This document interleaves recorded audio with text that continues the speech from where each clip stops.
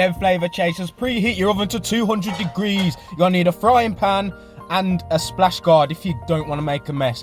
Big glug of oil, high heat. We're gonna brown off the chicken. It's Christmas time, baby. That's just some garlic and herbs. Now we've got supremes, legs, but we're gonna go with the breasts. You see, the breasts. Make sure your oil's nice and hot. You can check this with your hands. Lovely jubbly, no messing, Rodney. Now, hot pan, lay away. Gently does it. Don't burn up your skin, because ain't nobody got time for that. Now you lay away. We've got supremes here, you see. Supremes is with the wing bone left in. It's lovely. Get a little bit of wing meat in there as well. Now I'm going to show you how to make these nice crispy skin, so juicy and white and steaming inside. They're beautiful. Just give them a shake. Just make sure they're not stuck. If it was hot enough, they will never stick, I swear to you. Look at the fat. See why I use the splash guard? It's a mad thing. New kitchen, soon land. Now you just want to check the brown.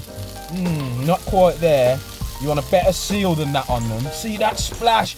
Ah, blood. See, less splash. It's great. I'm going to get a new one of these today because I'm going to Poundland. It's wonderful. Now you want to just leave these, let them sizzle.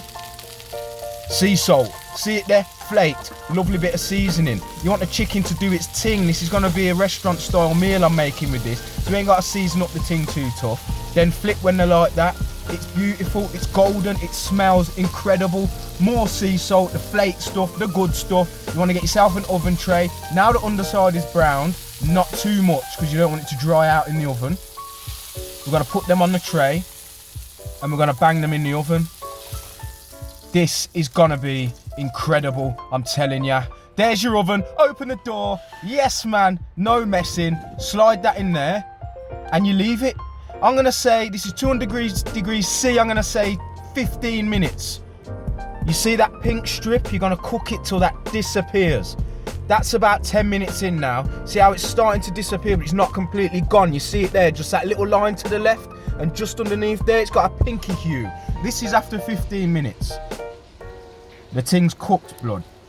It looks absolutely banging. Look at that skin, crispy. You can tell the bones are cooked through in the chicken. It's just beautiful. Look at it. Oh, I'm telling you, foolproof. 15 minutes, take it out, rest it for 2 minutes. It will stay hot, don't you worry. Look at that. That's what you want your chicken breast to look like, blood. Crispy skin. You can tell that meat is just succulent underneath. Give it a press, it should be firm. The juices should run clear. If you cut into it or poke it with a fork, squeeze it, the juices come out clear. We're just gonna slice this now and I'll show you the pattern because you can't cook chicken like man. How many times I have to tell you, don't step to me with chicken, blood. You never could. I swear to God, it's fundamental. Oh my days, look on this something.